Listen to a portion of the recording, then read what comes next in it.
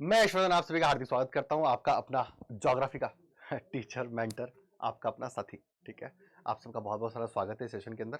हम 12th class के CBSE board के पैटर्न के हिसाब से जो सिलेबस है, जो पैटर्न है, उसके बारे में चर्चा करेंगे हमारे ज्योग्राफी विषय के बारे के अंदर, जो कि 70 नंबर का आपका पेपर है, कुल 70 नंबर का, और 30 नंबर का आपका जो है वो है प्रैक्टिकल। ठीक है ना, 30 मार्क्स का प्रैक्टिकल है, कुल 100 नंबर का आपका जो है ये पेपर होने वाला है। इसके बारे में हम चर्चा करेंगे कि किस पार्ट से क्या जो है वो स्तर बनता है और उसकी क्या खूबी है। ठीक है ना, और कितनी क्लासेस के अंदर और किस अप्रोच के साथ हम जो है वो अच्छे से अच्छे मार्क्स ले सकते हैं, इस बारे में चर्चा करेंगे।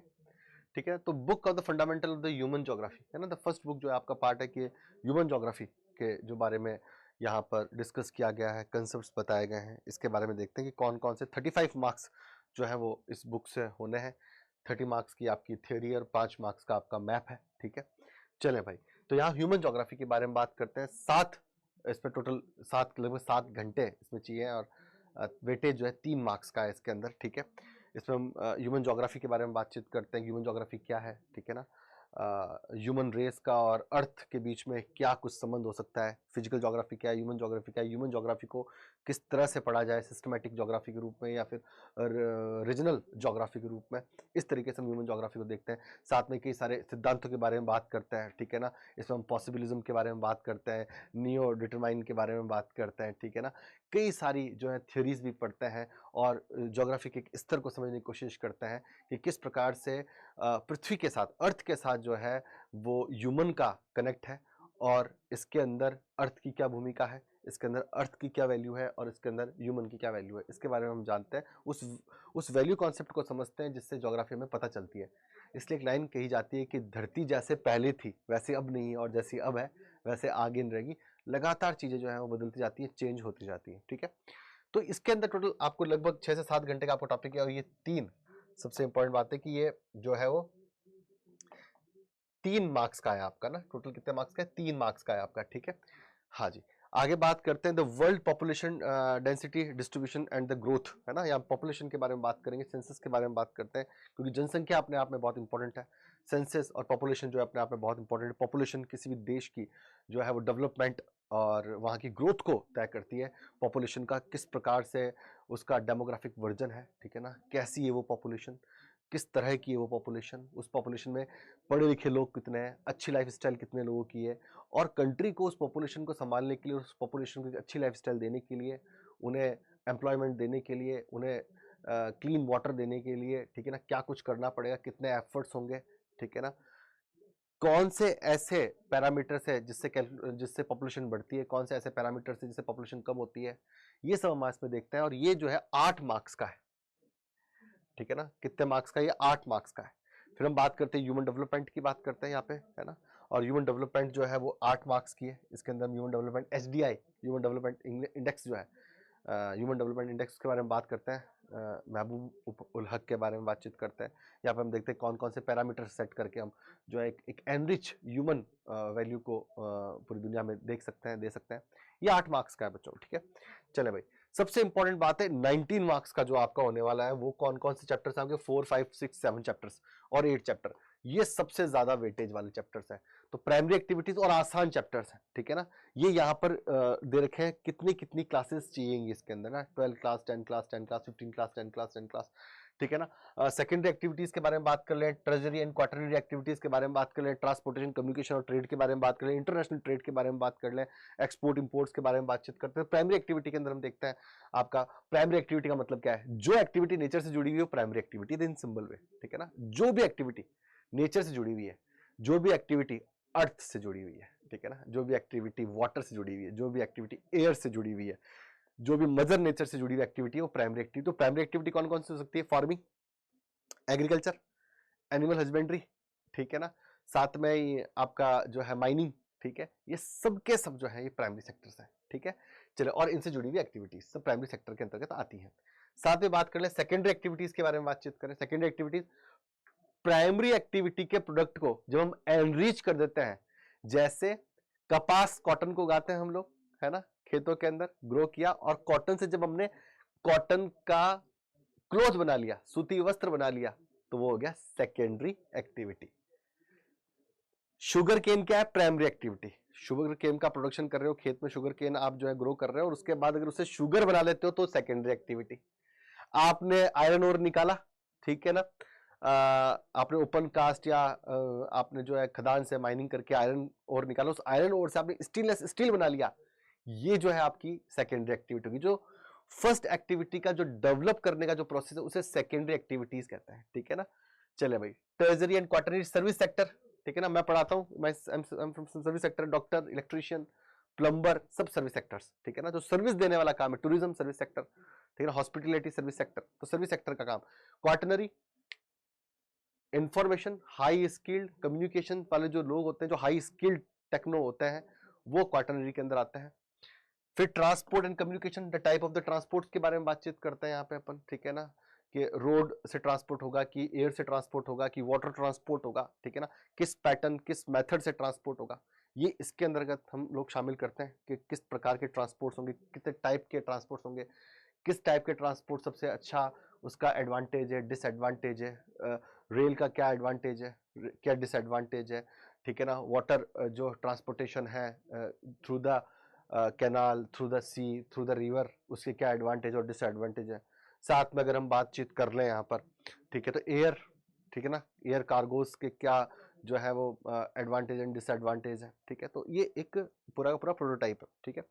साथ में इंटरनेशनल ट्रेड के बारे में बात कर लें तो national business and international business है ना, एक्सपोर्ट एंड इंपोर्ट्स की बात करेंगे, इसके अंदर जो है फिट ट्रांसपोर्टेशन की बात करेंगे हम लोग, पोर्ट्स की बात करेंगे हम, ऑयल पोर्ट्स की बात करेंगे, ठीक है, कि किस प्रकार से ट्रेड जो है वो बढ़ रहा है, ठीक है ना, एशिया और अमेरिका के बीच में ट्रेडिंग पॉलिसीज क्या है, किस तरह से ट्रेड बढ़ रहा है, ठीक है ना, WHO क्या है, ठीक है ना, इसके बारे में बातचीत करेंगे। तो यहाँ पर जो है वो ट्रेड के बारे में देखते हैं, तो ये 5 नंबर का सबसे ज्यादा जो मार्किंग का है, अगर हम देखें तो हम इस पार्ट को तैयार करें तो हमारे 19 मार्क्स तैयार होता है 7 के अंदर ही।